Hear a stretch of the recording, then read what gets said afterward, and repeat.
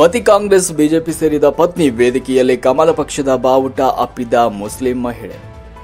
ಪತಿ ಕಾಂಗ್ರೆಸ್ ಸಕ್ರಿಯ ಮುಖಂಡ ಹಾಗೂ ಮಾಜಿ ಗ್ರಾಮ ಪಂಚಾಯತ್ ಸದಸ್ಯ. ಹೀಗಿದ್ರೂ ಪತ್ನಿ, ಅದರಲ್ಲೂ ಮುಸ್ಲಿಂ ಮಹಿಳೆ ಏಕಾಂಗಿಯಾಗಿ ಬಿಜೆಪಿ ಸೇರ್ಪಡೆಯಾಗಿ ಅಚ್ಚರಿ ಮೂಡಿಸಿರುವಂತಹ ಘಟನೆ ನಂಜನಗೂಡಿನ ಸಿಂಧುವಳ್ಳಿ ಗೇಟ್ ಸಮೀಪ ನಡೆದ ಬಿಜೆಪಿ ಸಮಾವೇಶದಲ್ಲಿ ನಡೆದಿದೆ. ನಗರ್ಲೆ ಗ್ರಾಮದ ನಾಜಿಯಾ ಬಾನು ಏಕಾಂಗಿಯಾಗಿ ಬಹಿರಂಗ ಸಮಾವೇಶದಲ್ಲಿ ಬಿಜೆಪಿಗೆ ಸೇರ್ಪಡೆಯಾದರು. ಇವರ ಪತಿ ಇಸ್ಮಾಯಿಲ್ ಕಾಂಗ್ರೆಸ್ ಸಕ್ರಿಯ ಕಾರ್ಯಕರ್ತ ಅಲ್ಲದೆ ನಗರ್ಲೆ ಗ್ರಾಮ ಪಂಚಾಯತಿಯ ಮಾಜಿ ಸದಸ್ಯ. ಮುಸ್ಲಿಂ ಜನಾಂಗದಿಂದ ಬಂದ ಕುಟುಂಬ, ಕಟ್ಟಾ ಕಾಂಗ್ರೆಸ್ ಬೆಂಬಲಿಗರು.